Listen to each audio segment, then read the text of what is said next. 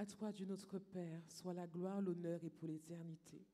Envoie ton Saint-Esprit dans nos cœurs, dans cette salle, sur mes lèvres, et que ton nom seul soit exalté.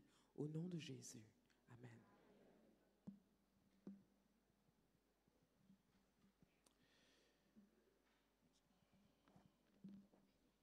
Frères et sœurs, bonjour. En ce beau sabbat matin, alors que les anges se réjouissent dans le ciel de nous voir tous réunis aujourd'hui, nous aussi nous sommes joyeux, n'est-ce pas? De voir nos frères et sœurs qui nous a tant manqué cette semaine, pas vrai? Et Dieu nous a fait grâce d'être ici, nous le remercions. Et je vous invite en guise de bienvenue de chanter ce petit refrain. Sa grâce a changé ma vie. Sa grâce a changé ma vie. J'aurais pu l'ignorer et mon âme serait perdue. Mais sa grâce a changé ma vie. Amen. Adorons le roi glorieux. Je voudrais voir les mains des hommes dans la salle, s'il vous plaît. Les mains, tous les hommes, levez la main droite et dites je le suis. Ok. Adorons le roi glorieux. Nous allons tourner ce chant et je voudrais que les hommes entonnent. Je voudrais que les hommes commencent la première strophe. Ensuite, nous aurons les femmes. D'accord? Nous commençons par les hommes. Adorons le roi glorieux. Acceptons sa loi qui nous rend heureux. Adorons le roi glorieux. Acceptons sa loi qui nous rend heureux. Son pouvoir nous garde, son amour nous suit, son œil nous regarde le jour et la nuit. Les sœurs.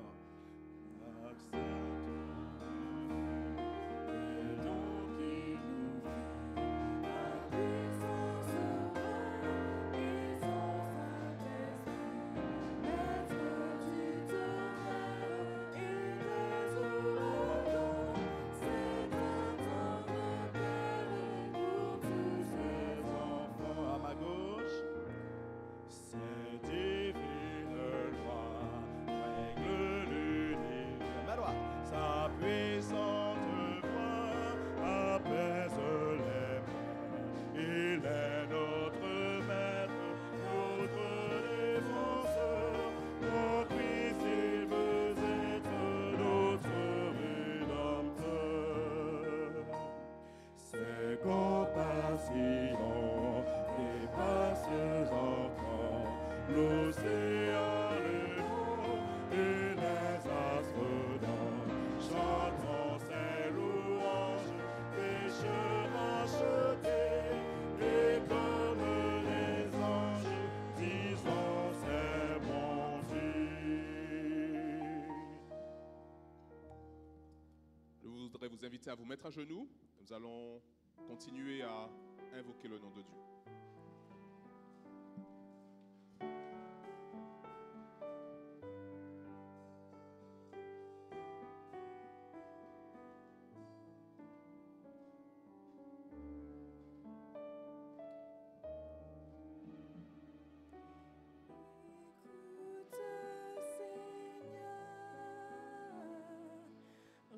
Reçois notre prière.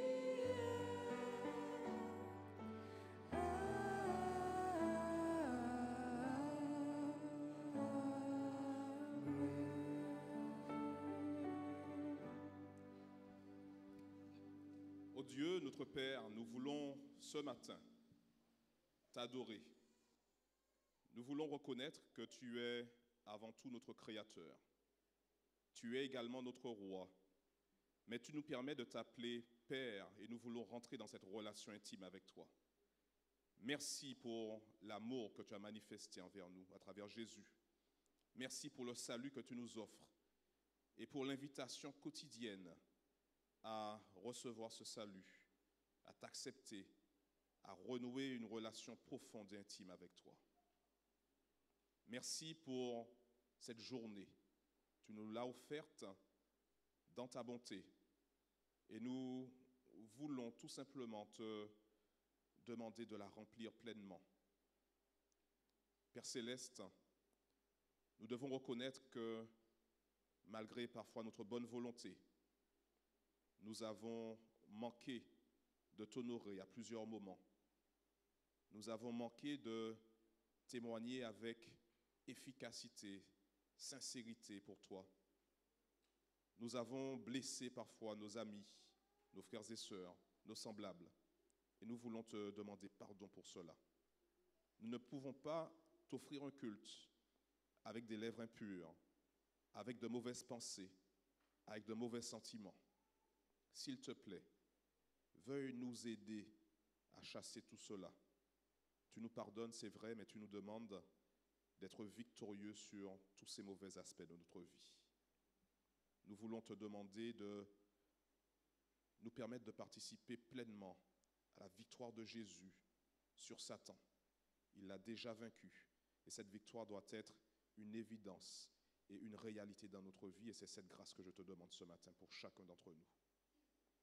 Père Céleste, nous voulons ce matin penser à nos amis qui sont malades, à nos frères et sœurs qui sont malades. Plusieurs de nos frères et sœurs sont souffrants. Certains sont à l'hôpital pendant cette semaine.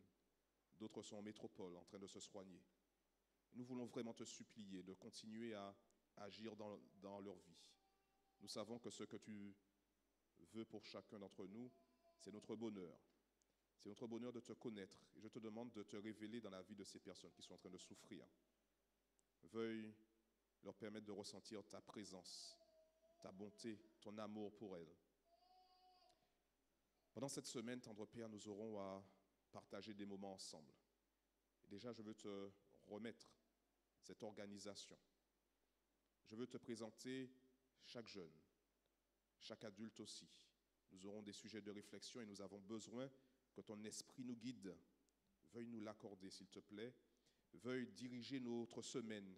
Permettre que son organisation nous autorise à venir ici à l'heure afin de recevoir ensemble des instructions de ta part. Tendre Père, nous voulons t'adresser toutes nos prières au nom de Jésus, mais que la gloire seule te revienne. Amen.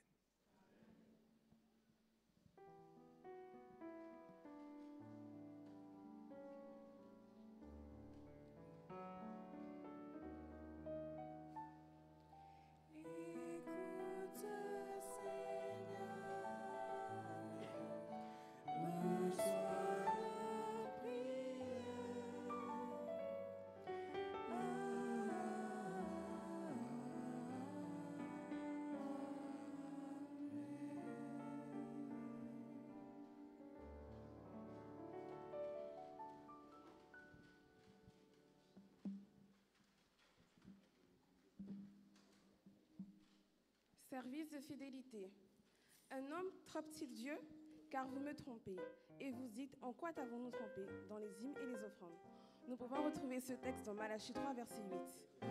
Il est facile pour un chrétien de comprendre que Dieu est créateur et donc propriétaire de tout. Le récit de la création de la Genèse nous montre la puissance créatrice de Dieu en créant la vie et le monde naturel. Dieu a établi le tabernacle et le système de sanctuaire pour aider Israël dans sa compréhension du plan du salut et comme lieu pour l'adorer. Il leur a donné de rendre 10% de leurs revenus sous forme de dîme. Il a revendiqué la dîme comme étant la sienne. Il leur a également demandé d'apporter diverses sortes d'offrandes. Quelle est la différence entre la dîme et les offrandes? La dîme appartient à Dieu et nous la lui rendons simplement. Il détermine le pourcentage. Il est donc vrai que lorsque nous remettons la dîme, nous n'avons encore rien donné. Nous avons simplement rendu ce qui appartient déjà à Dieu. Les offrandes, par contre, sont nos dons à Dieu. Nous lui donnons notre offrande et nous déterminons le pourcentage selon notre propre cœur. Néanmoins, les offrandes sont incluses dans le verset sur le vol de Dieu. Nous le volons en dîme et en offrande. Il semble que les deux sont également importants pour que Dieu ait tant qu'expression de notre adoration du Créateur. Puissions-nous être fidèles à celui qui nous a tant donné. Puissions-nous lui rendre une dîme fidèle et lui offrir régulièrement des offrandes généreuses. J'invite mes maintenant les diacres à passer dans les rangs afin de récolter les hymnes et les offrandes. Nous accompagnons avec le chant de circonstance. Je veux donner à Dieu tout ce qu'il y a dans mon cœur. Je veux donner à Dieu tout sans regret. Apporter à Dieu mes offrandes avec bonheur et pouvoir à mes besoins. Je chante avec joie car mon Dieu me bénit. Il est le rocher de ma vie. Chante avec foi car pour nous il prévoit. Dieu sera toujours là comme un ami. Je veux donner à Dieu tout ce qu'il y a dans mon cœur. Je veux donner à Dieu tout sans regret.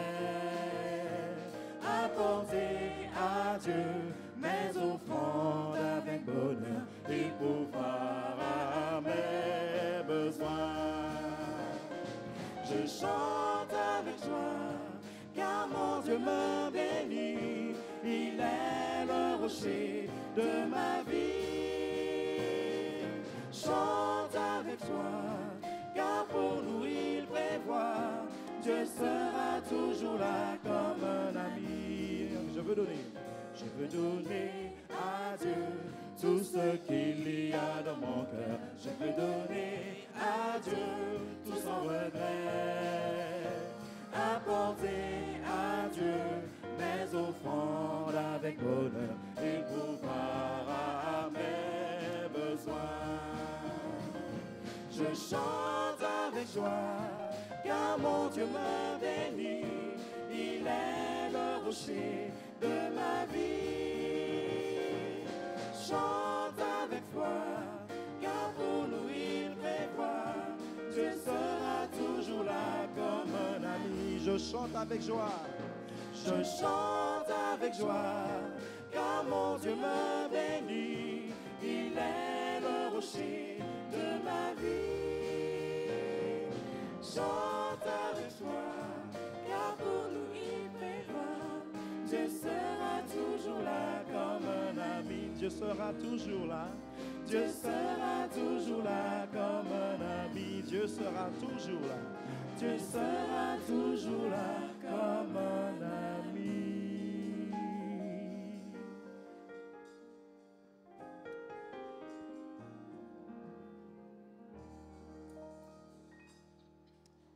Voici venu le moment des enfants, maintenant des tout petits. Vous êtes invités à vous avancer, les enfants, et nous entendons le chant de circonstance.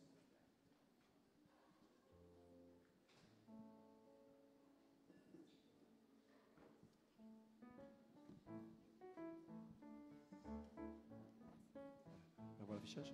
Je suis un jeune soldat de la petite armée. Je suis un jeune soldat de la petite armée. Le Seigneur ne me dit pas d'attendre des années.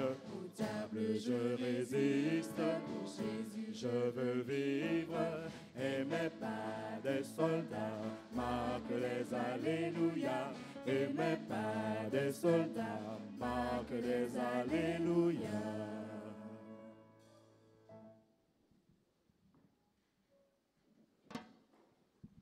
Bonjour les enfants. Alors, moi je me présente, je m'appelle Léa et ce sera toujours avec un grand plaisir que je vais vous partager avec vous votre moment une fois par mois. Alors, j'aimerais souhaiter la bienvenue à tout le monde, à tous les petits-enfants et surtout à ceux de Salem et à nos petits invités. Alors, aujourd'hui, on va parler de Diolinda. Alors, Diolinda, c'est une petite fille qui a 6 ans. Et Diolinda aime beaucoup, beaucoup un animal. Elle aime beaucoup les hamsters. Alors déjà, qui n'a jamais vu d'hamster? J'ai une surprise pour vous. Je vous en ai emmené un. Alors les enfants, vous restez assis et vous restez très très calme pour ne pas lui faire peur. D'accord? D'accord? D'accord?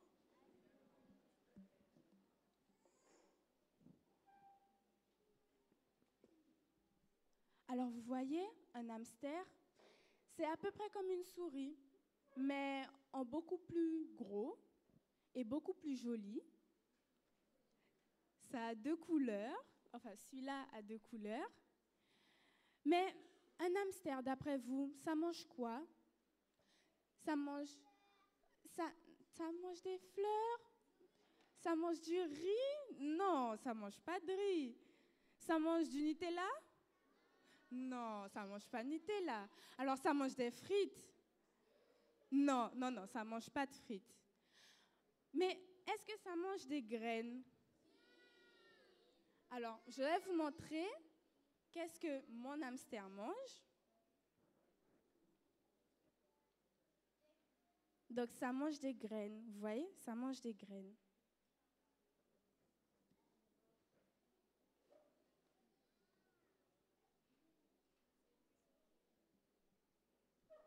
Alors, on revient à Jolinda. Donc, Jolinda, elle aime beaucoup les hamsters, mais elle n'avait pas d'hamster. Alors, papa et maman, pour son anniversaire, qu'est-ce qu'ils lui ont offert? Ils lui ont offert un hamster. Mais, maman a dit à Jolinda, il faut nourrir l'hamster tous les jours. Pourquoi? Parce que l'hamster, vous voyez, il mange des graines, mais il n'est pas dans la nature. Donc, c'est nous qui devons lui mettre des graines tous les jours. Sinon, il ne mange pas. Il n'a pas un frigo dans sa cage pour manger. Donc, il faut lui donner à manger tous les jours. Alors, Jolinda, elle est toute contente. D'abord, les premières fois, elle va lui donner à manger tous les jours. Et puis après, elle va un peu oublier. Alors, elle va lui donner à manger une fois tous les 2 jours. Et puis, elle oublie encore. Alors, ce sera une fois tous les 4 jours, jusqu'au jour où elle arrive dans sa chambre et elle sent une odeur, une mauvaise odeur. Elle va voir et son hamster, il est mort. Alors, elle court voir maman en pleurant. Elle lui dit, maman, mon hamster, il est mort. Et maman lui dit, quoi, tu vois? Je t'avais dit de le nourrir tous les jours. Et tu ne l'as pas fait. Maintenant, il est mort. Mais maman ne voulait pas gronder Jolinda. Elle voulait lui expliquer quelque chose. Elle voulait lui expliquer que comme le hamster, nous avons besoin d'être nourris. Nous avons besoin d'être nourris de quoi? De nourriture spirituelle. Alors, qu'est-ce que la nourriture spirituelle? La nourriture spirituelle, c'est passer du temps avec Dieu. Ça veut dire le prier, le louer en chantant des musiques de Dieu et en lisant sa Bible, en lisant des histoires de la Bible. Pour toujours, en fait, être connecté à Dieu. Comme le portable est connecté au Wi-Fi, nous devons être connectés tout le temps à Dieu avec la nourriture spirituelle. Il y a un verset dans la Bible, dans 1 Corinthiens 6, verset 19. Alors, qui va lire? 1 Corinthiens 6, verset 19. Ne savez-vous pas que votre corps est le temple du Saint-Esprit qui est en vous, que vous avez reçu de Dieu et que vous ne vous appartenez point à vous-même? Merci. Vous avez entendu? Notre corps est le temple de Dieu. C'est le lieu où habite Dieu. C'est pour ça que nous devons rester connectés à lui et nous devons nous nourrir de nourriture spirituelle. En faisant quoi? En priant, en le louant, en chantant et en lisant des histoires de la Bible. Alors, en levant la main, qui va essayer cette semaine de chanter ou bien même de lire des histoires de la Bible, de Dieu, ou de le prier? Qui va essayer? Vous voulez pas essayer? Faut essayer. Vous savez quoi? On va prier pour demander à Dieu son aide, d'accord? On se met debout. On se met debout. Les yeux clos et on joint les mains. Joint les mains. On répète après moi. Seigneur mon Dieu, permets que nous puissions rester connectés à toi.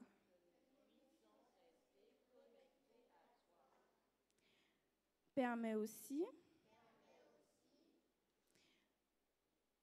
de nous permettre de prier. Nous t'avons prié au nom de ton Fils Jésus et pour ta gloire. Amen. Les enfants, nous allons nous séparer avec le chant que nous connaissons. David n'avait rien que sa fronde pour lutter contre le géant. Et nous retournons près de nos parents en silence et révérence. David n'avait rien que sa fronde pour lutter contre le géant. Mais au fond de son cœur d'enfant habitait une foi profonde. Il savait bien que l'Éternel combattrait avec lui pour sauver Israël.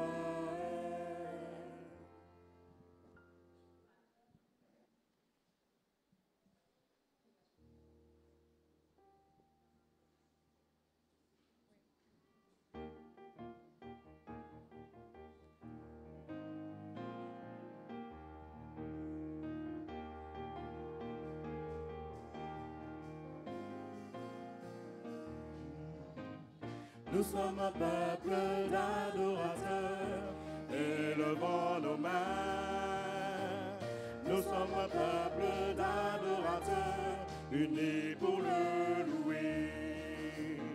Nous sommes un peuple d'adorateurs, élevant nos mains. Nous sommes un peuple d'adorateurs, unis pour le louer. Unis pour le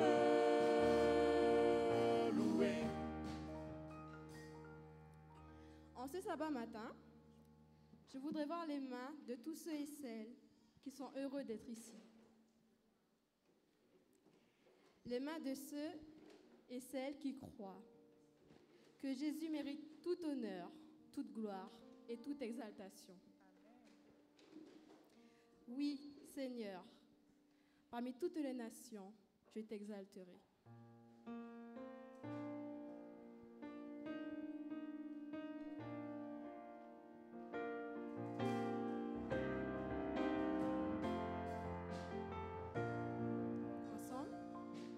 Je t'exalterai, Seigneur,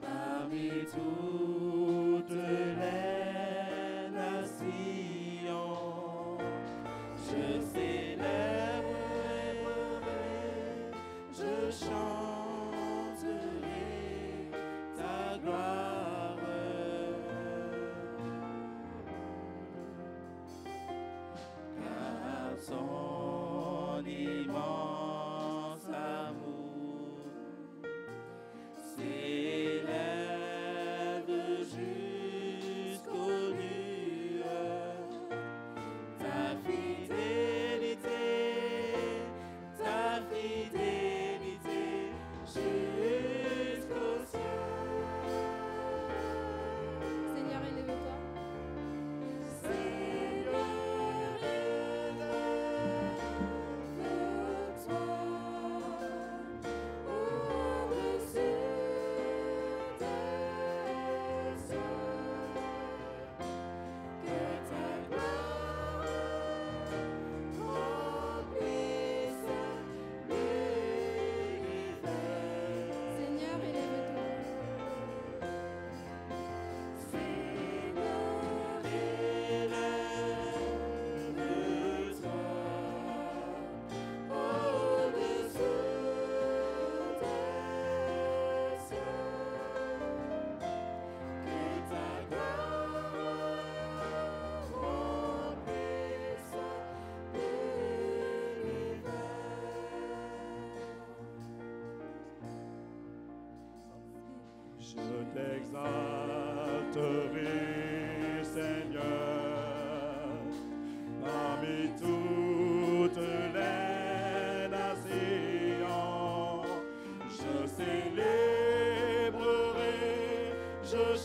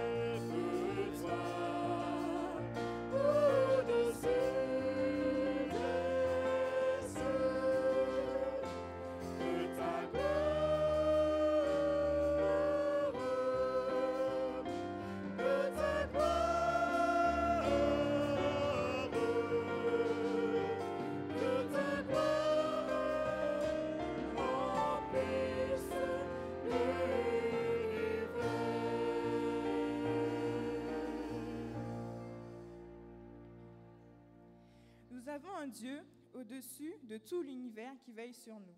Ce Dieu, nous devons le louer et le glorifier. Chantons ensemble, il est exalté, le roi est au-dessus des cieux.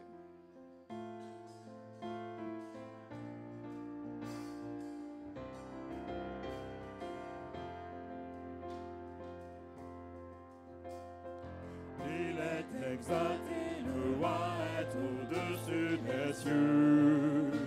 Je veux le louer, il est élevé à jamais exalté.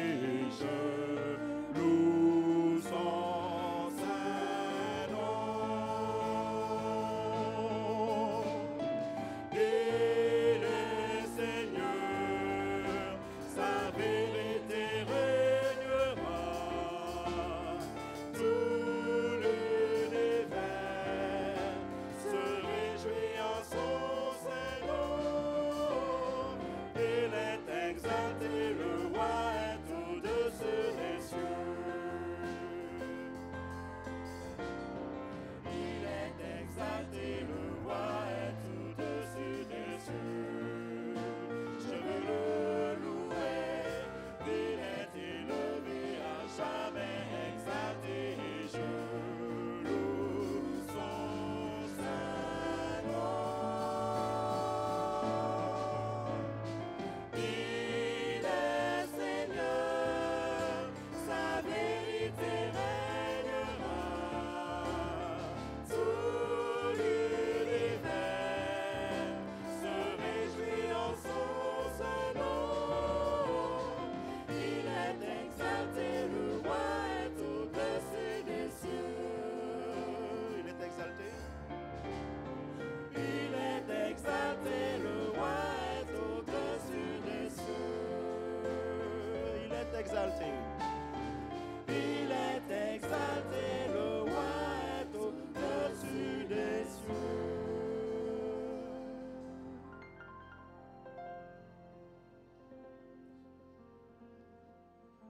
Exaltons notre divin maître, dont l'amour ne saurait chanter. Chantons ce cantique au numéro 287.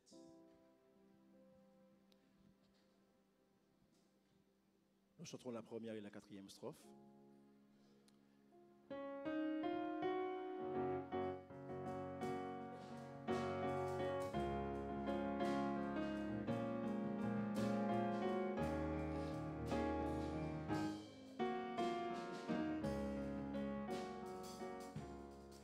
Exaltons notre divin maître, dont l'amour ne saurait changer.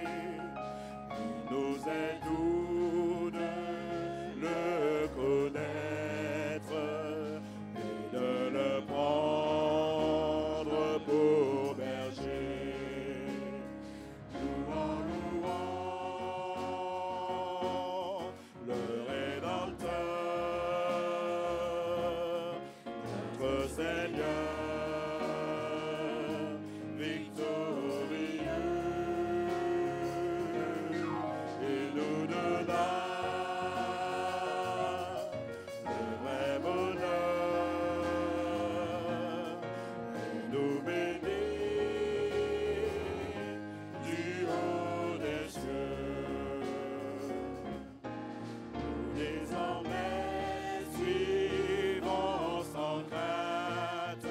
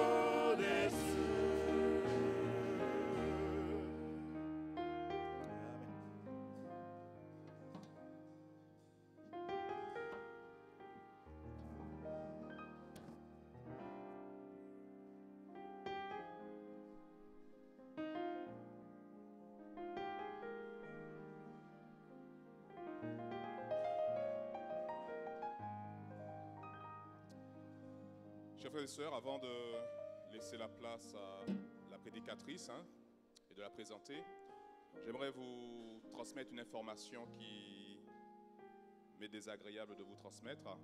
Il s'agit de frère Roger Varane, qui a eu un malaise cette semaine et qui est à l'hôpital. Donc, pensez à lui dans vos prières, pensez à sa famille. Vous pouvez également le visiter, on peut le visiter?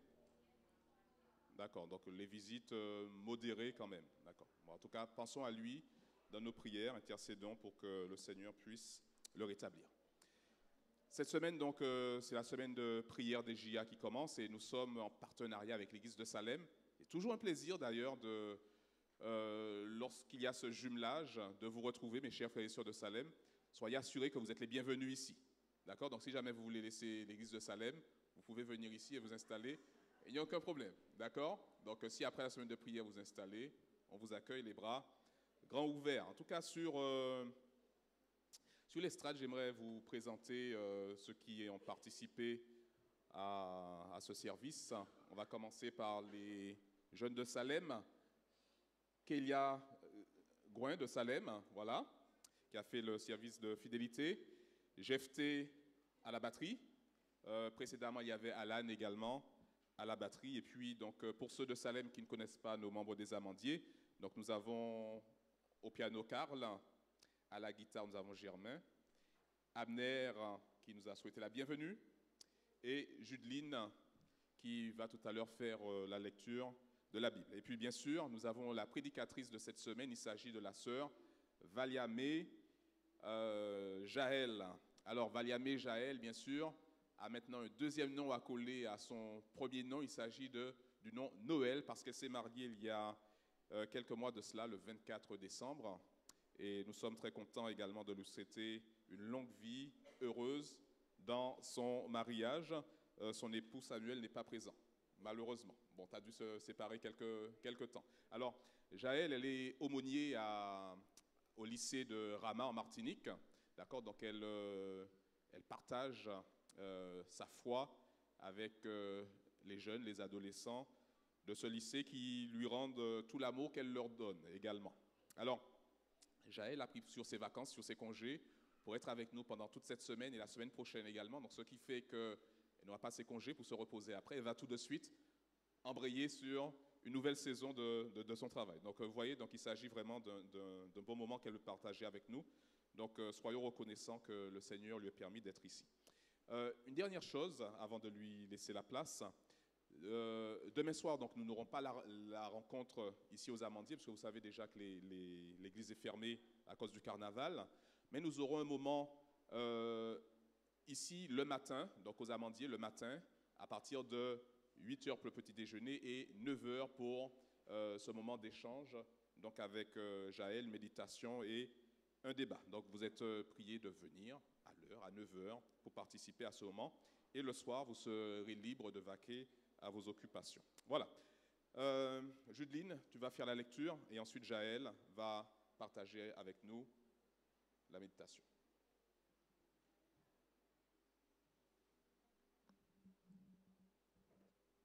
Ensuite, Daniel alla dans sa maison et il instruisit dans cette affaire Anania, Michaël et Azaria, ses compagnons. Ils engagèrent et implorèrent la miséricorde du Dieu des cieux afin qu'on ne fît pas périr Daniel et ses compagnons avec le reste des sages de Babylone. Alors le secret fut révélé à Daniel dans une vision pendant la nuit, et Daniel bénit le Dieu des cieux. J'ai lu dans Daniel 2, le verset 17 à 19.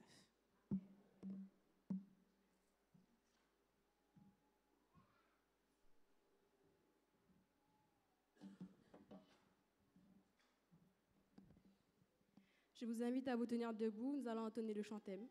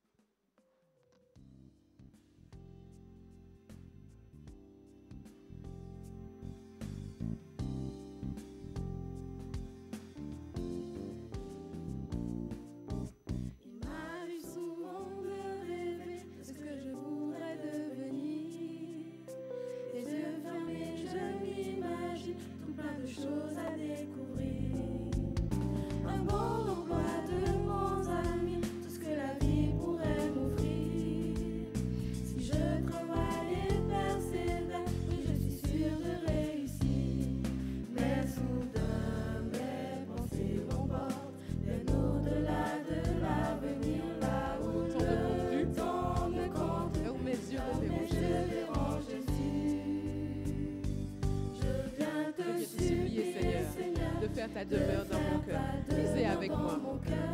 Dès à présent, je voudrais vivre la vie que tu veux que je vive. Dans mes projets et mes désirs, je te remets mon avenir. Car mon Dieu, tu es mon essence.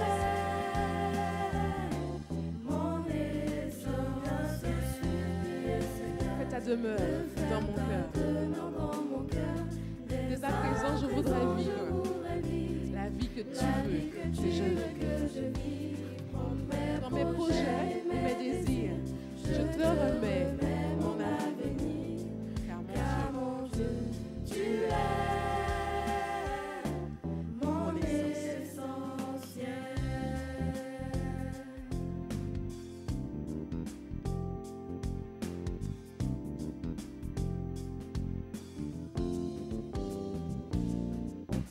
Il m'arrive souvent de rêver de ce que je voudrais devenir.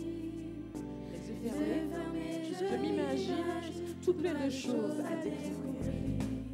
Un bon emploi, de bons amis, tout ce que la vie pourrait. Si je travaille et persévère, oui, je suis sûre de réussir.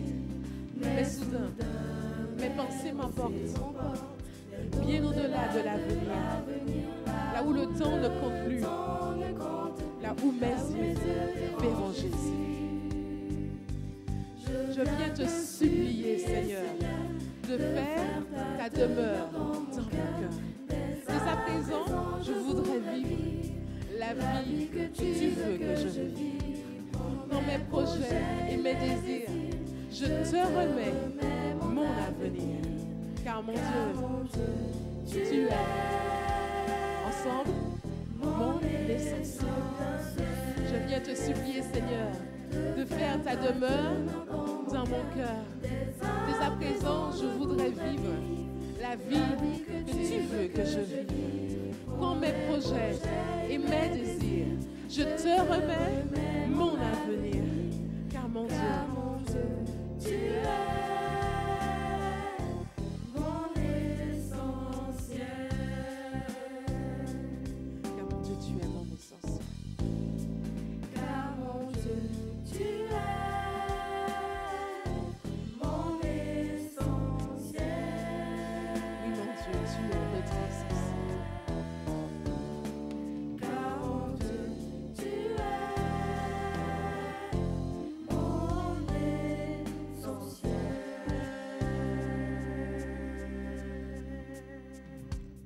Amen.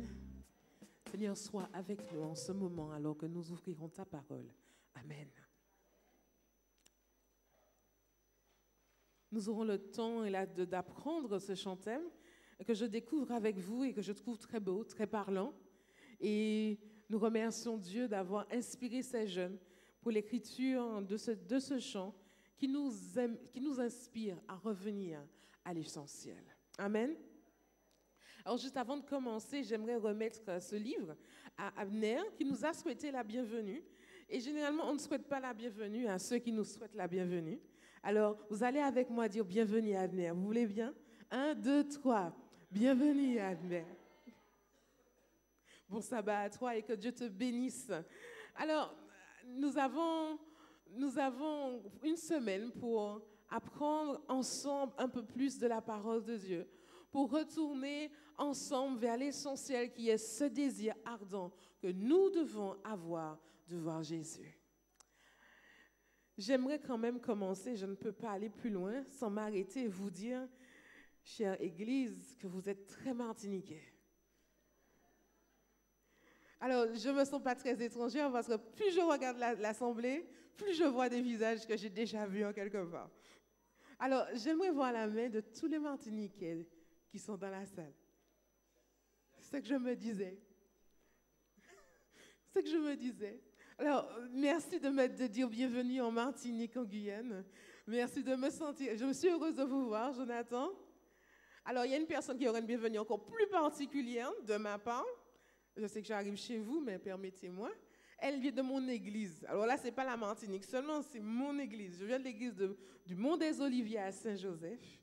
Et je dis bonjour, Sœur Bafo.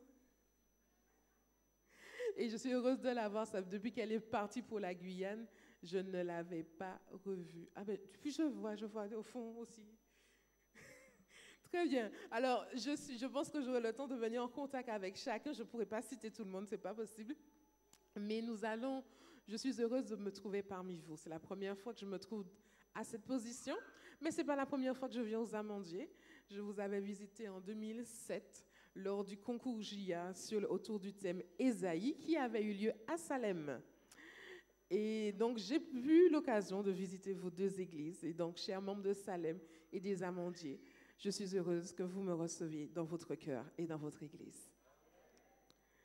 Revenons à l'essentiel.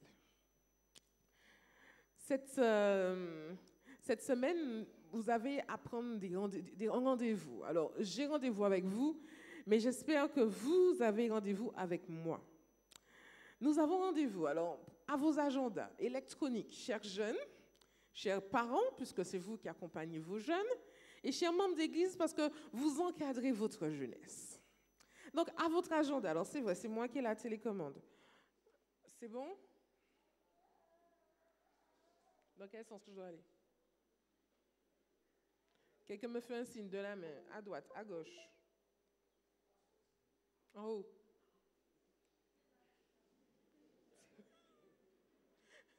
Oui, alors du coup, je suis allée trop loin. Yes. Amen. Merci. Alors, on est en direct. Hein? Donc, vous prenez vos agendas et nous avons divers rendez-vous. Vous les avez entendus au moment des annonces. Le frère ancien vous a rappelé à nouveau, mais moi, je vais vous donner plus de détails. Aujourd'hui, à 11h, on est presque dans les temps, nous avons rendez-vous pour le thème « Choisis ton équipe ». Cet après-midi, je nous invite à soigner notre communication. Oh là là, je vais trop vite. Alors, pardonnez-moi, j'apprends la technique. Demain, rendez-vous à 8h pour deux choses. Déguster le petit-déj et ensuite, pour transformer nos barrières en obstacles à franchir. Nous avons rendez-vous de 8h à 11h et j'espère que vous serez présents pour encadrer votre jeunesse. Lundi soir, 19h, libère le super-héros qui est en toi. Mardi, mise tout sur l'attitude. Mercredi, observe la structure. Et là, mercredi soir, nous aurons un jeu. Alors, c'est vrai qu'au départ, nous avions pensé à avoir un jeu durant toute la semaine. Mais durant toute la semaine, vous allez recevoir et partager des informations.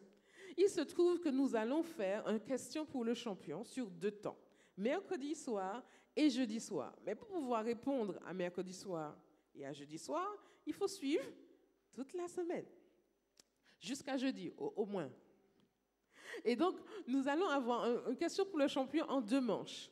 Et l'idée m'est venue qu'on pourrait peut-être avoir un Salem contre Amandier ou un mélange des 2 équipes. On verra, selon ce que vous voulez. Je vais voir ça avec vous. On va en reparler cet après-midi. Donc, mercredi, manche 1, mais tout autour du thème « Observe la structure ». Jeudi soir, manche 2 du jeu « Question pour un champion ». Et le thème de la soirée sera « Découvre ton canal de bénédiction ». Vendredi, « Fais tomber le masque ». Et samedi matin, nous allons conclure avec « Choisis le bon plan à vie ». Nous avons à discuter de beaucoup de sujets, mais pour l'essentiel, c'est de demander à Dieu d'être avec nous durant cette semaine. Et le temps de prière que nous aurons maintenant, ce n'est pas seulement pour nous ici aux Amandiers, mais aussi pour toutes les églises en Guyane qui sont dans le même temps de prière que nous. Et ils ont reçu... Ah zut, j'ai oublié, je vais vous montrer la photo, ça plus tard, un autre jour. Nous vous avons reçu des personnes qui, comme moi, sont sorties de la Guadeloupe et de la Martinique, qui viennent en renfort à votre équipe pastorale ici sur le terrain pour cette semaine de prière. Nous sommes éparpillés sur la Guyane, sur votre territoire, mais en ce moment, nous sommes tous au micro. Donc, je vais vous demander de fermer les yeux avec moi et implorons notre Dieu pour chaque communauté qui est en prière en ce moment. Éternel, que ton nom soit béni. Grand Dieu, nous te bénissons. Tu nous as créés et nous t'en rendons gloire. Tu nous as donné le don de la parole et nous t'en remercions.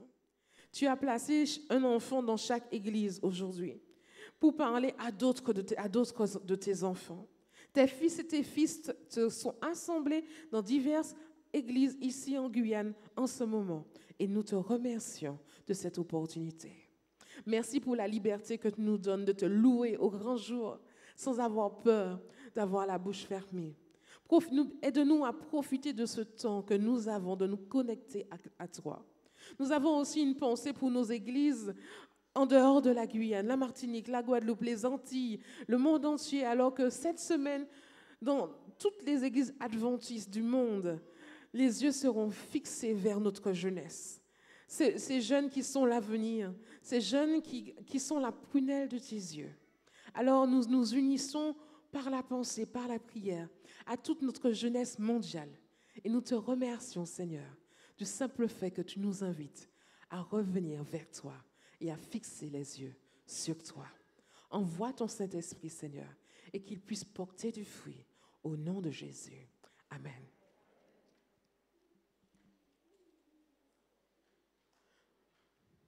All right. Choisis ton équipe. C'est le thème du jour. Chacun de vous, et des plus petits aux plus grands, vous avez vos préférences. Vous avez vos préférences vestimentaires. Nous avons nos préférences vestimentaires, alimentaires. Question de parfum, si je demande dans la salle qui a quoi, je suis sûre qu'on va trouver des diversités. Qui porte quoi comme chaussures? Diversité. Il y en a qui ont avec marque, sans marque. Mais pour l'information, toutes les chaussures ont des marques, même si la marque n'est pas écrite dessus, ça sort de quelque part. Donc, quel que soit, nous avons fait un choix. Et il y en a qui vont se dire, moi, je suis équipe Adidas ou autre, moi, je suis Fila ou autre. Et là, dans l'image que nous avons, on propose des ensembles vestimentaires et on demande aux gens de choisir. Quelle est ton équipe? Il y en a qui, le vestimentaire, ça ne parle pas. Par contre, on parle basket. Et certains qui, comme moi, qui ont vécu du côté de Chicago, vont se dire, allez les Bulls. Mais après, est-ce qu'on suit vraiment une équipe de NBA? Bon. Mais peut-être que parmi certains d'entre vous, vous connaissez par cœur le championnat. C'est ça même? D'accord. Par contre, on peut avoir des footeux dans la salle. Non? Pas du tout? Non. Oui, je suppose. On a quelque chose dans le sang avec le foot, je ne sais pas c'est quoi. Et il y en a qui vont être sur les titres des journaux électroniques ou autres, et il y en a qui seront pour ou contre l'OM, il y en a qui seront pour ou contre le Barça, il y en a qui seront pour ou contre le PSG. Et quand on a certaines affiches comme ça, permettez-moi de vous dire que je travaille avec 700 élèves. Et donc, je sais, alors non seulement je travaille avec 700 élèves, j'ai un frère qui a 19 ans. Donc, je sais quand il y a un match de Ligue 1. Je sais quand les grandes rencontres se mettent en place. Et je sais tellement que j'y prends part. Et j'ai mon parti pris pour la faire. Je choisis mon équipe juste pour le fun. Mais, vous savez, quand cette affiche-là apparaît, on ne sait pas seulement. On aurait dit que le temps s'arrête. On aurait dit que ce soit dans les entreprises ou autres, il y a une sorte de pause légale, ça devient légal à un certain moment, pour pouvoir regarder le match. Et certains ont même des forfaits sur leur portable pour avoir accès aux chaînes sport gratuitement. Et vous avez des travailleurs derrière leur bureau qui sont comme ça. Vous avez des professeurs qui font pause et qui disent, vous avez bien travaillé, on va voir les dernières minutes du match. À la mi-temps, on va regarder quelques minutes. Mais ça devient légal. On a des affiches comme ça qui se mettent en place et je vous assure pour expérience vécue, que le PSG contre le Barça, ça fait mal. Ça fait mal non seulement le jour du match, ça fait mal avant le match, ça fait mal après le match. Parce que l'équipe qui a gagné va s'amuser à rappeler à ceux qui sont supporters de l'équipe adverse qu'ils ont perdu. Et l'équipe qui a perdu va s'amuser à rappeler la dernière fois où ils ont gagné. Et du coup, on s'attend à c'est quand la prochaine affiche? La question est, quelle est ton équipe? Et si tu fais le malheur de dire, je suis ni pour A, ni pour B, on te regarde de bas en haut, on te dit, mais tu sors d'où? Alors, vous savez, il y a cette question qui a été posée dans la Bible. Dans le livre de Josué, au chapitre 5.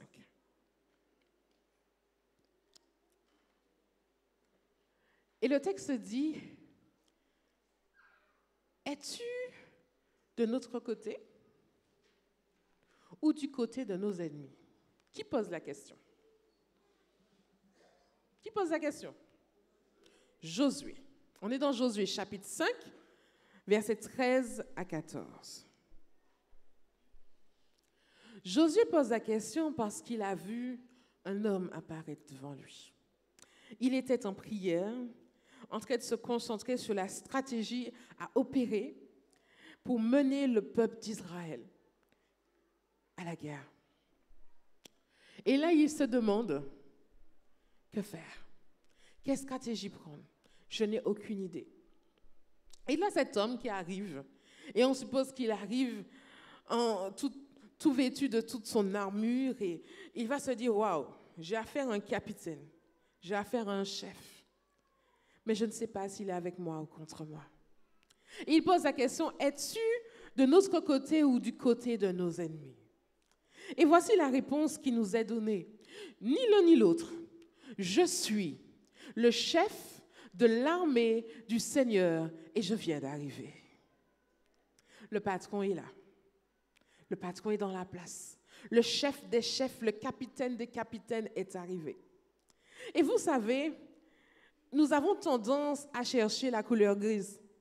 Mais parfois, il faut savoir choisir entre blanc ou noir.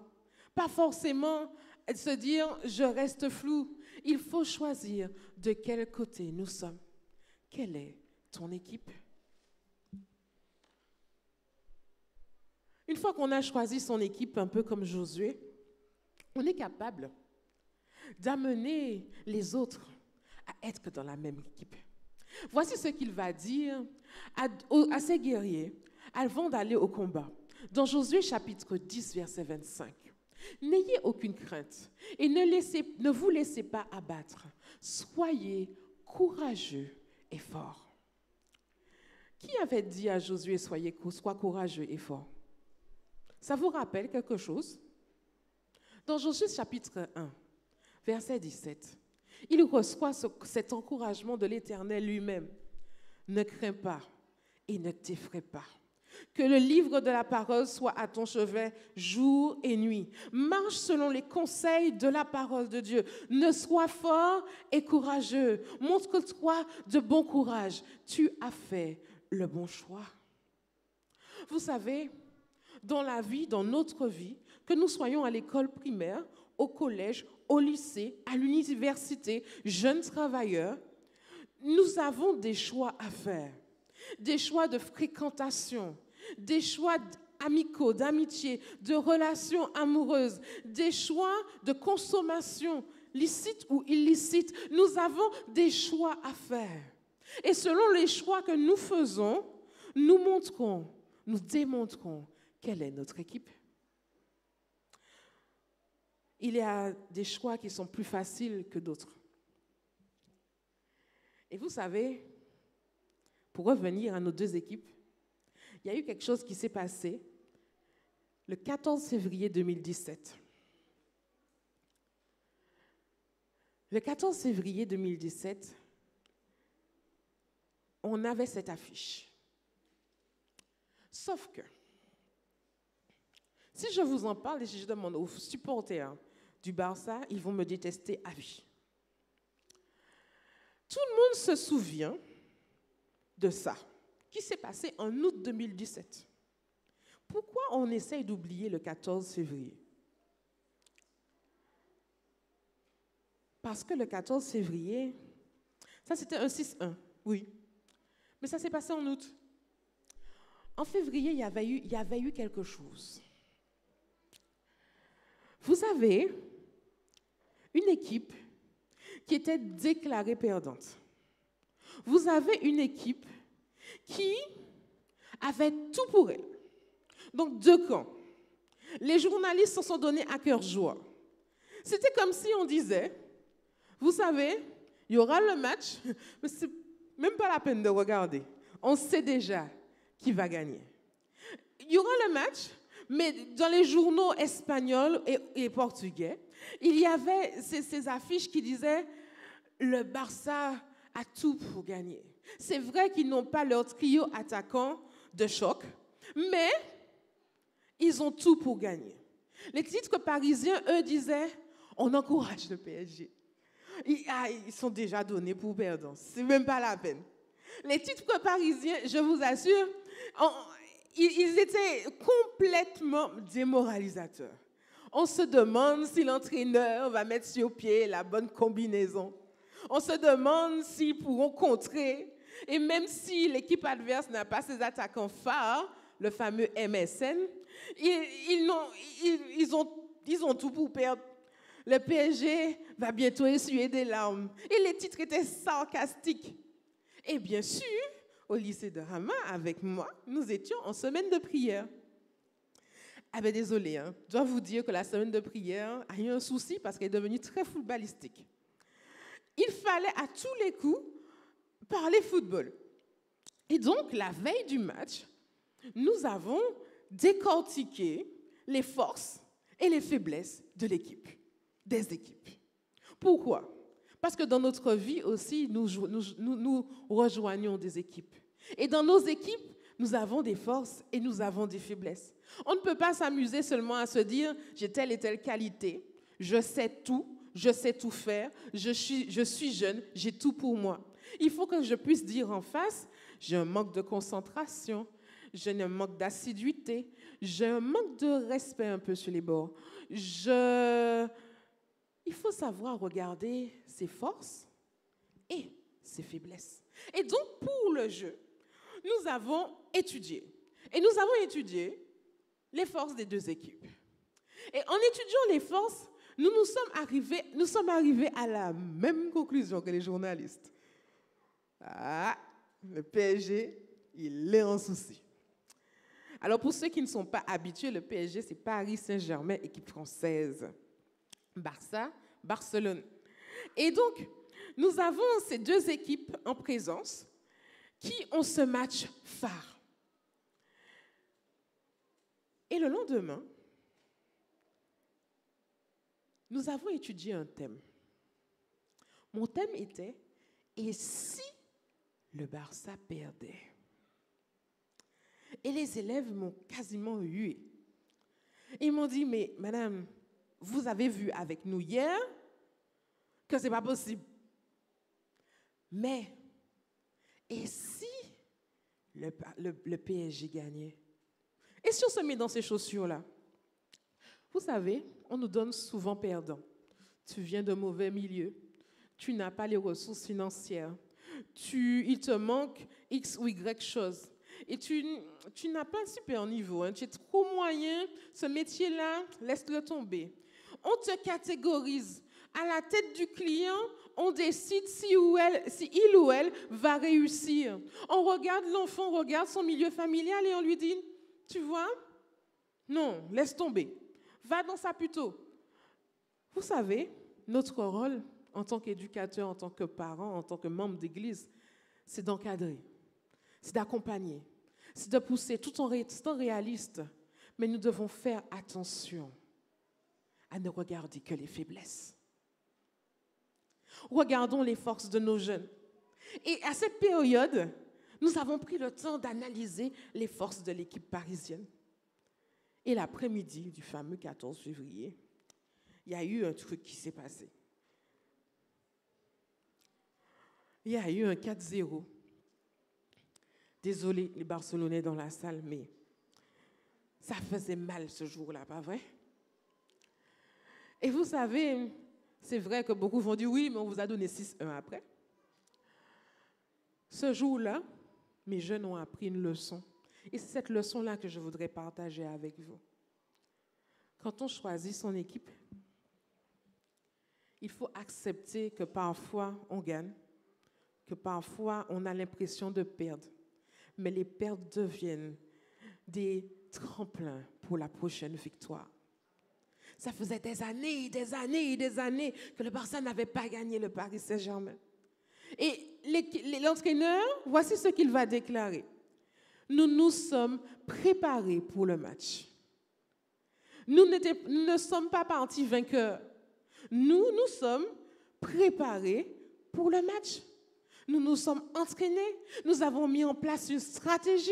Nous avons renforcé les liens de l'équipe. Nous avons cherché à faire corps, à faire un face à un adversaire qui était déjà donné gagnant. Et cette stratégie-là s'est avérée gagnante. Dans notre vie de tous les jours, nous devons apprendre à choisir notre équipe. C'est vrai que d'un côté ou de l'autre, j'aurais pu prendre le message et dire à l'équipe de Barça, peut-être que vous avez pensé avoir déjà tout gagné, il fallait vous entraîner peut-être davantage, ne pas vous dormir sur vos lauriers et vous donner envie de travailler encore plus. Mais la leçon que j'ai pour vous se trouve dans la Bible.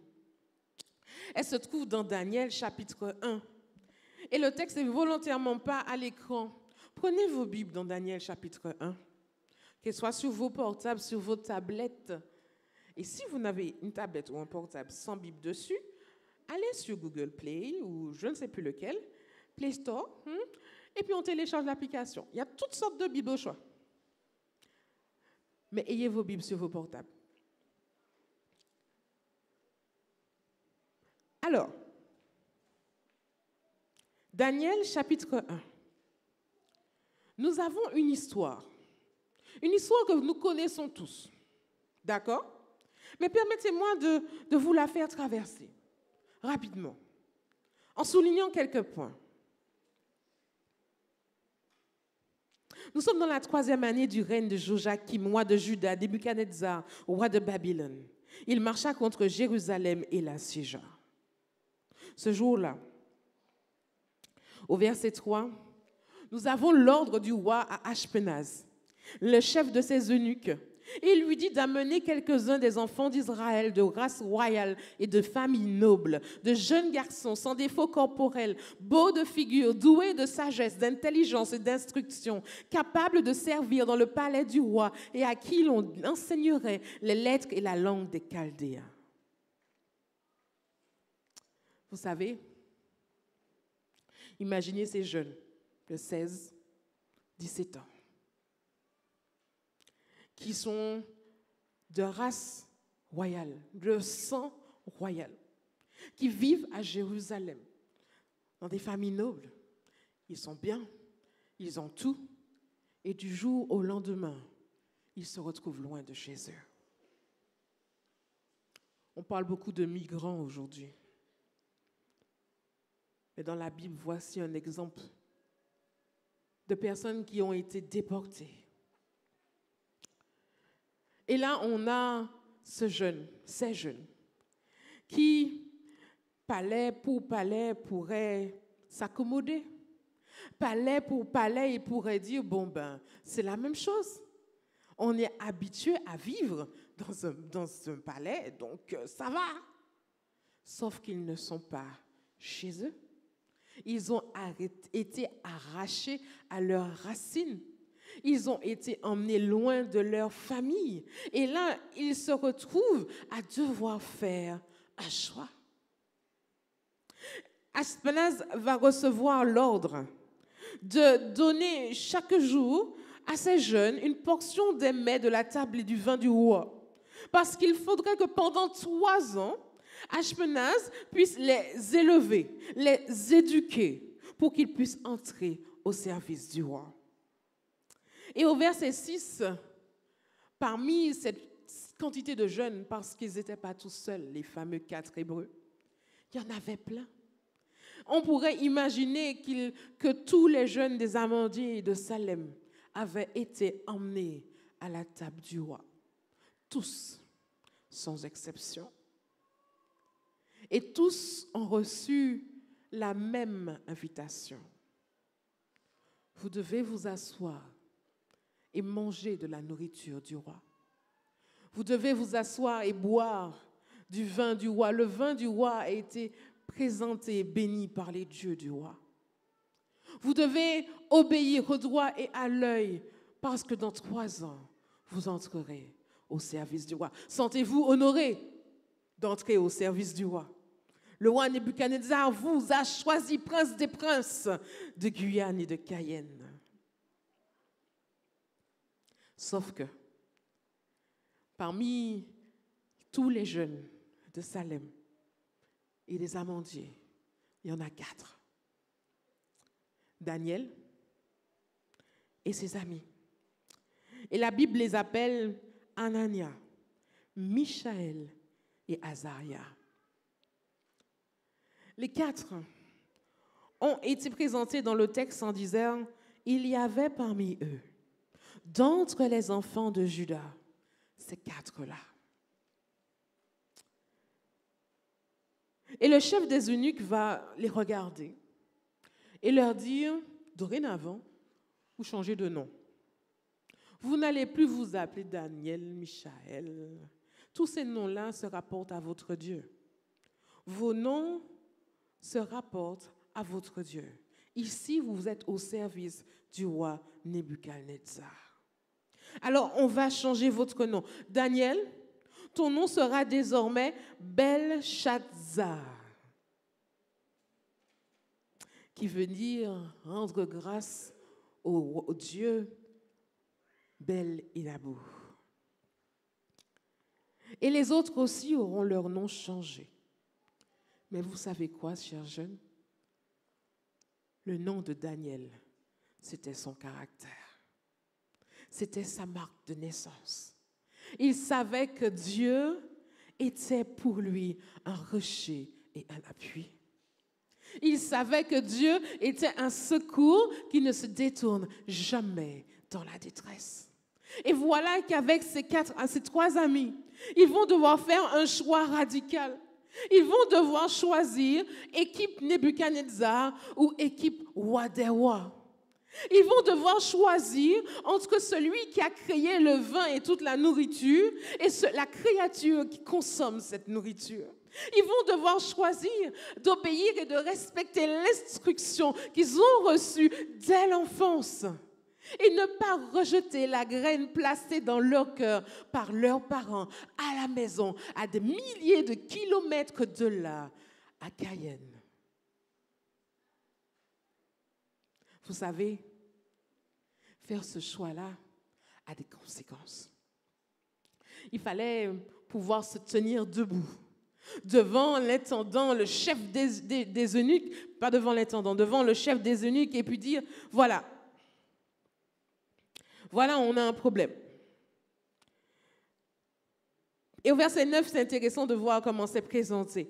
Daniel va prier le chef des eunuques de ne pas l'obliger à se souiller. Et là, il va falloir que Dieu intervienne. Quand on a choisi le bon camp, Dieu est en notre faveur. Et Dieu va venir et va faire que Daniel va trouver grâce. Et auprès du chef des eunuques. Alors, voici la discussion. Je crains mon Seigneur le roi qui a fixé ce que vous devez manger et boire. En gros, si vous ne mangez pas et vous ne buvez pas ce que je vous donne, ce que le roi a dit de vous donner, j'ai peur pour ma vie. Votre décision peut me causer ma vie. Pourquoi verrait-il votre visage plus abattu que celui des autres jeunes gens de votre âge? Vous exposeriez ma tête auprès du roi. Alors entre en place l'intendant, celui qui devait s'occuper particulièrement de Daniel et ses compagnons. Et Daniel va lui dire au verset 12, et je vous invite à lire avec vos Bibles avec moi. Éprouve, ensemble, éprouve tes serviteurs pendant... Alors, ils doivent rester au service. Pendant combien de temps ils doivent être éduqués? 3 ans, d'accord? Mais il va dire, éprouve-nous pendant 10 jours. Pendant 10 jours, d'accord? Et qu'on nous donne à manger des légumes et qu'on nous donne à boire de l'eau. Et tu regarderas ensuite notre visage, celui des jeunes gens qui mangent les mets du roi. Et tu agiras avec tes serviteurs d'après ce que tu auras vu. Et il leur accorda ce qu'ils demandaient. Et il les éprouva pendant 10 jours. Et c'est intéressant de voir cette notion de 10. Je n'irai pas très loin avec vous sur ce sujet. Mais dans la Bible, le chiffre 10, alors dans la Bible, dans la mentalité hébraïque, le chiffre 10 représente quelque chose qui est complet. C'est vrai que tout le monde sait que 7 c'est le chiffre parfait. Mais je ne parle pas de perfection, je parle de complétude. Un cycle qui est complet. Donc chaque fois, et vous pourrez chercher dans la Bible, chaque fois qu'on veut dire que quelque chose de complet s'est fait, il y a 10 jours. Et plus d'une fois dans la Bible, on va trouver des occasions où il y a 10. Juste un exemple, le cadran solaire d'Ézéchias s'était reculé de 10 degrés. Il aurait pu s'être reculé de 8 ou de 9, non, de 10. Alors, la Bible est pleine de messages pour nous. Et ici, le chiffre 10 est un message non seulement de Daniel pour l'autre qui est en face, qui connaît ce code. Quand on lui dit 10 jours, ça veut dire au bout de 10 jours, si ça ne s'est pas fait là, ça ne se fera pas. D'accord? Et là, on a ces 10 jours. Et vous voyez, ces 10 jours-là sont intéressants aussi pour une autre histoire. Dans Apocalypse 2, verset 10, il y a aussi cette notion de 10 jours. Et nous allons étudier ça samedi prochain. Daniel va poser ces 10 jours, demander une période, juste ce qu'il faut. Pas trop, juste assez. Et ici, il va dire, pendant ces 10 jours, ils vont devoir non seulement manger et boire ce qu'il faut, mais vous pensez qu'ils vont le faire de manière légère? Vous pensez qu'ils vont le faire? Ils vont manger des bananes, ils vont manger des pommes, ils vont manger des fruits, ils vont manger des légumes, et puis c'est tout. Ils ont 10 jours pour savoir si on va les forcer à changer d'équipe. Ils ont 10 jours pour savoir si le camp qu'ils ont choisi pourra être élevé au-dessus des autres camps. Dans 10 jours, il y aura le match fatidique. Ils ont 10 jours pour s'entraîner, 10 jours pour se préparer, 10 jours pour prier, 10 jours pour se connecter à Dieu. Un autre endroit qu'il y a 10 jours, c'est entre la crucifixion du Christ et le jour de la Pentecôte. 10 jours pendant lesquels les disciples ont dû être en train de prier dans la chambre haute pour demander l'effusion de la promesse du Saint-Esprit. 10 jours, c'est un cycle, une notion que nous devons retenir pour comprendre que nous avons aussi notre part à faire. Dieu est le Dieu des miracles. Il aurait pu faire qu'on accepte tout de suite de donner la nourriture aux Hébreux et puis c'est fini. Mais nous n'avons pas besoin de lire Daniel seulement pour les prophéties. Dans le livre de Daniel, il y a aussi ce message qui est que notre persévérance dans le choix que nous faisons est gagnante. Amen. Notre persévérance dans le choix que nous faisons de servir le roi des rois est gagnante. Amen. Et vous savez, quand nous faisons un choix d'entrer dans une équipe, d'appartenir à une équipe, nous ne sommes généralement pas les seuls. Une équipe n'est généralement composée d'une seule personne. Quand on parle de team, on a un groupe. Et j'aimerais vous dire que ce matin, vous êtes. Ou si je devais diviser Salem et Amandier, vous avez 2 équipes ici. 2 équipes qui ne sont pas forcément en compétition pour une coupe qui se rouille et s'abîme, mais 2 équipes qui vont ensemble dans la même direction. Dans Daniel chapitre 1, nous avons la présentation de Daniel et ses compagnons qui ont dû faire front. Ils ont dû devenir une équipe. Ils ont dû devenir une équipe qui prie et jeûne ensemble pour pouvoir prouver que Dieu est le roi des rois. Et vous savez, l'équipe ne s'arrête pas là. Dans Daniel chapitre 2, versets 17 à 19, là encore, l'équipe a dû frapper. L'équipe de choc a dû frapper. Et Daniel va entrer chez lui et va dire qu'il y a eu une vision. Le roi a eu une vision. Et il ne se souvient pas de la vision. D'accord? Il ne se souvient pas de la vision, mais c'est notre faute. C'est notre faute et nous allons mourir si personne ne lui dit la vision. En gros, c'est ça. Et vous voyez, il va entrer et il va dire à ses compagnons, à ses coéquipiers de l'équipe du roi des rois, de l'équipe de Jérusalem, de Cayenne, il va entrer et il va dire, implorons à genoux la miséricorde du Dieu des cieux, afin que nous ne périrons pas aujourd'hui. Et ensemble, cette équipe de choc va marcher. Dans Daniel, nous sommes dans Daniel 2, verset 17. Et la conclusion, j'ai oublié d'avancer, pardon. Here we go. Et au verset 19, voici ce qui est écrit. Alors, le secret fut révélé à Daniel dans une vision pendant la nuit. Et Daniel bénit le Dieu des cieux. Vous savez, quand l'équipe se met à genoux dans la prière, le miracle arrive. Vous ne m'avez pas entendu. Quand l'équipe se met à genoux, à implorer le Dieu des cieux dans la prière, le miracle arrive. Qui fait partie de votre équipe? Sommes-nous dans la même équipe? Nous avons la team Amandier. Vous savez, êtes-vous un groupe de personnes rassemblées qui ne se connaissent pas, qui ne connaissent pas les besoins des uns des autres?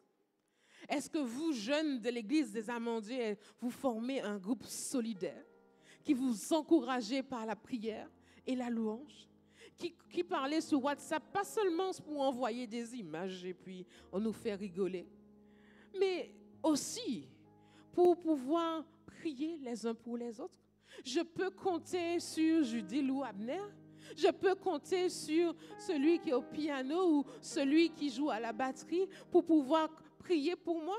Il n'est pas là seulement pour faire le show le samedi matin. Ils sont là aussi pour être mon frère et ma soeur pendant la semaine. Je sais que j'ai un groupe de jeunes, même s'ils ne sont pas dans mon école, même s'ils ne travaillent pas au même endroit que moi. J'ai un groupe de jeunes ici aux Amandiers vers qui je peux me tourner parce qu'ils sont dans la même équipe que moi. Et là, je me pose à moi-même la question.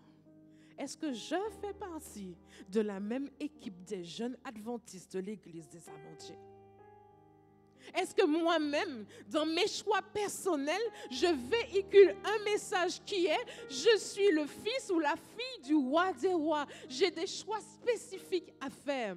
Et même si ce n'est pas facile, je sais que mon frère et ma soeur, mes coéquipiers sont là pour prier avec moi. Et si toutefois j'ai raté le match, j'ai envoyé la balle et elle est partie à l'opposé. Et que mon équipe n'est pas très contente. J'ai fauté, j'ai fait quelque chose qui n'est pas agréable, ni à savoir, ni à voir, ni à vivre. Je sais que mon équipe est là pour prier. Amen.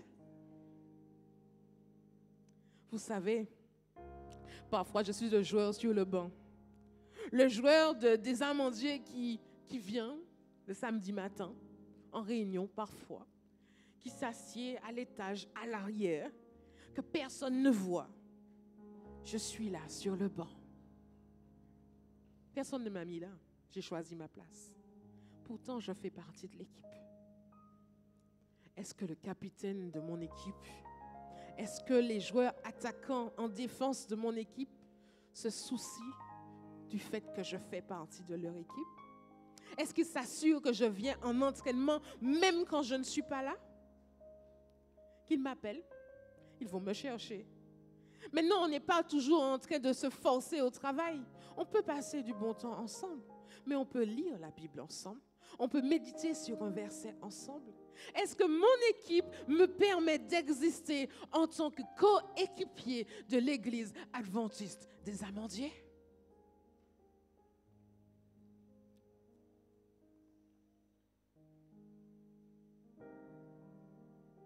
puis il y a l'équipe Salem. À l'équipe Salem, il y a des jeunes. Des jeunes qui sont motivés, comme Kélia. Ah, Jésus retenir. Kélia. Qui vont avoir un peu peur de monter sur l'estrade pour faire la lecture, mais qui vont monter quand même. Mais ces jeunes-là n'existent pas seulement quand ils ont le micro. Ils existent en tant que jeunes, équipiers de la même équipe, de l'équipe globale qui est l'Église. Quand on choisit l'Église, on fait le bon choix. Parfois, on a l'impression que mon équipe est nulle. Parfois, on a l'impression que je dois changer de camp. Vraiment, l'OM me déçoit. Je deviens parisienne. Mais parfois, on veut faire la même chose avec l'Église. L'Église me déçoit. L'Église m'a déçue. Je n'ai plus ma place. Je change de camp. Le problème, c'est que quand moi, jeune, je change d'équipe, je perds une place privilégiée dans la grande équipe de l'Église. L'équipe qui a pour objectif d'aller au ciel. Est-ce que moi, équipier de Salem, je n'ai pas peur de porter les écussons I love Salem? Est-ce que moi, jeune de Salem, je suis fière de dire que j'appartiens à l'église adventiste de Salem?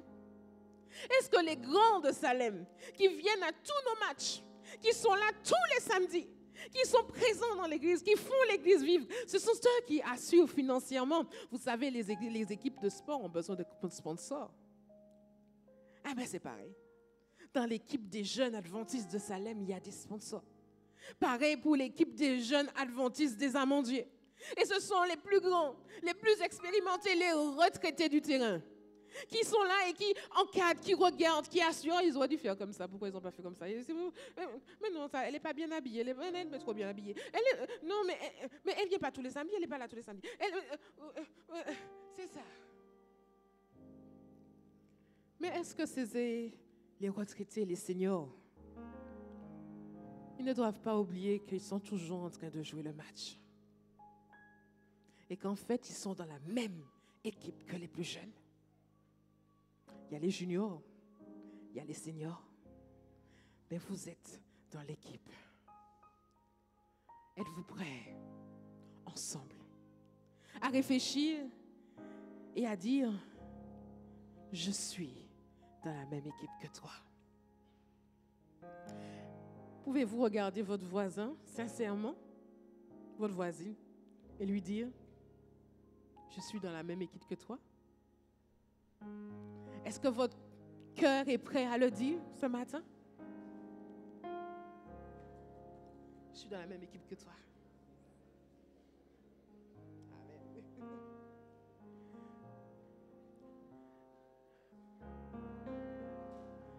Ouais, il y en a qui n'ont pas bougé. Si vous constatez que quelqu'un n'a pas bougé, que personne ne lui a parlé, allez voir la personne. Ne laissez personne en touche. Et les plus petits, qui vous paraissent ne pas comprendre, ils sont occupés à jouer sur leurs iPads. Ils sont occupés à colorier, à jouer. Ils ne comprennent pas d'après vous. Ils ont très bien compris. Ils connaissent le football mieux que vous. Dites-leur que vous êtes supporters de la même équipe, celle de Jésus. Vous savez, nous allons conclure aujourd'hui avec ce chant « À qui il est beau de voir des frères, de même amour unis entre eux. Esprit de Dieu, tu les éclaires. » Le 148 de nos recueils. Mais pour chanter ce chant, il y a quelque chose de particulier qui est nécessaire. Il ne s'agira pas de simplement le chanter parce qu'on le connaît. Il s'agit de comprendre que ce que nous chantons est une question de vécu. Et que les plus jeunes qui sont là observent les adultes dans la salle. Et ils vont se dire, ah, à qui il est beau? Pourquoi la sœur est triste comme ça? À qui il est beau et remue la tête, mais elle ne chante pas. Vous savez, c'est vrai que nous avons nos expériences. Peut-être que notre esprit est en train de partir loin sur notre vécu. Mais là maintenant, revenons à l'essentiel. Pensons à nos plus jeunes qui sont dans la salle, qui nous observent et qui vont devoir comprendre que chanter un tel chant est un message d'espérance. C'est un message que vous leur véhiculez, de la joie que vous avez de vivre dans la même église. Vous êtes heureux. Vous êtes heureux de se retrouver ensemble. Et vous allez vous lever, on n'a pas besoin de vous le dire. Si vous le sentez, vous vous mettez debout. Si vous vous sentez, vous tapez des mains. Si vous le sentez, vous vivez cette joie. Vous vous dites, ah, qu'il est beau de voir des frères de même amour unis entre eux, Esprit de Dieu. Tu les éclaires, tu les embrasses de tes feux. Chantons ensemble. Mettons-nous debout. À qu'il est beau de voir des frères de même amour unis entre eux. Esprit de Dieu, tu les éclaires, tu les embrasses de tes feux. Leur champignon et leur prière, comme un ensemble, monte aux cieux. Il s'agit du chant du cœur qui monte. Le champignon et leur prière, comme un ensemble monte aux cieux. Ô Rédempteur, en ta présence, dans ta sainte communion, nous savourons la jouissance d'une céleste affection. Si vous voulez tenir la personne qui est à côté de vous, donnez-lui une accolade, mon frère. Offre leur adoration, aussi le cœur en assurance. T'offre leur adoration. Dans tous les lieux, la même vie. On vous écoute se chanter un petit peu. Tout le ramène et jouit de tes douces gratuités. Oui, ton Église est enrichie de tes magnifiques bontés. Oui, ton Église est enrichie de tes magnifiques bontés. Répands sur nous ton esprit de grâce et de paix, accueillis à la même table, écoutons les mêmes bienfaits, que l'amour saint et véritable, nous unissons toi pour jamais. D'un amour saint